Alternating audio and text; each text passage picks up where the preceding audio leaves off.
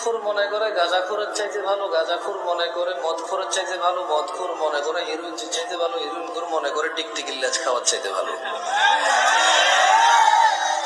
আমার মতো জামশেদ মজুমদার হুজুর মনে করে দাড়ি টুপি রাখা সবচাইতে ভালো কাজ, কিন্তু মানুষের সাথে দুর্ব্যবহার করা খারাপ কাজ না।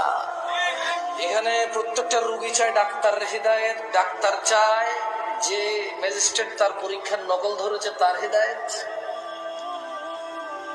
হুজুর চায় মাহফিল কমিটির হিদায়েত কারণ টাকা কম দিছে, মাহফিল কমিটি চায় হুজুরের হিদায়েত, টাকা কন্ট্রাক্ট করা ছাড়া আসতে চাচ্ছে না।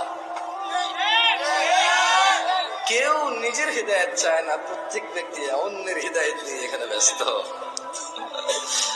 এখানে যারা সিগারেট খান ছাড়তে পারেন না, আমি আপনাদেরকে একটা কথা বলবো, মাথায় এটা বসান।